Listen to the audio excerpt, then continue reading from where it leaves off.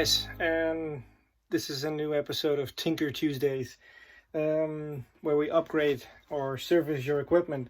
If you're dealing with a little aluminium drysuit inflation bottle sometimes losing gas when it's just sitting on the shelf, it's probably because there is some corrosion effect between the brass of your valve and the aluminium of the material that the cylinder is made of. So if you look closely here, you can see that the corrosion is slowly moving its way in to the recess where the o-ring sits. Now, and you can see that the actual o-ring actually been almost, you can say, pushed away by, the material that's accumulating because of the corrosion. Because the way aluminium works, it protects itself by, creating that funky whitish layer. As you can see here on the valve, it reached all the way down to past where the o-ring should be. That shiny part is where the o-ring sits, and just below it, it obviously is inside. So the o-ring gets attacked from both sides. Now, obviously you could just replace the o-ring and you'll probably be good, but you need to get most of that stuff away. Although, a little word of caution, once you've got a cylinder of this size and that this problem is occurring time and time again, you might consider getting a new cylinder, because once you strip away that protective layer that the aluminium has on its own, like the paint or something, it's just going to go worse and worse and worse. So you'll need to do this more and more often. But if you're in a pinch or you don't want to invest in a whole new cylinder, you can get away with this and just replacing the o-ring every so often. But what I use is this little wire brush that you can attach to a, in this case, a Dremel tool, but any of these fine machines will work.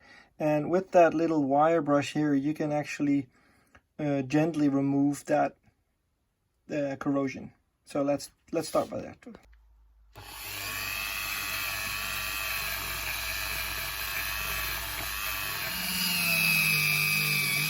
Now that's all done. Remember to use some kind of eye protection, because the small things will fly around. Now let's have a look. Look at that, all nice and shiny.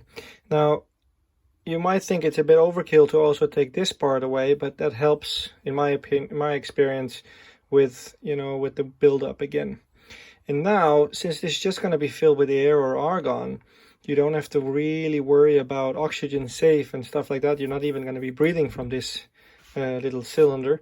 So what you can do is you can use some anti-seize, which actually helps prevent that corrosion. I use this stuff, Ultra Tough Gel Corrosion Eliminator. It's gotten given to me by a friend over in the States, so thanks again, Jay. And I've had this for some years, and you don't need a lot. You need a very, very tiny amount, because it's very sticky and it goes everywhere. So take a new o-ring, put some of this on, and reassemble the whole thing. That's more than enough for the whole o-ring. Now let's spread it around. So now the o-ring is in place. Normally with the valve service, you'd put the o-ring on the valve and then screw the whole thing in. In this case, I find it easier to put that valve o-ring in place before you screw the valve in, because that way you can make sure that that anti-seize gets nice and also spread on those now bare parts that you've cleaned. So let's put the valve back on.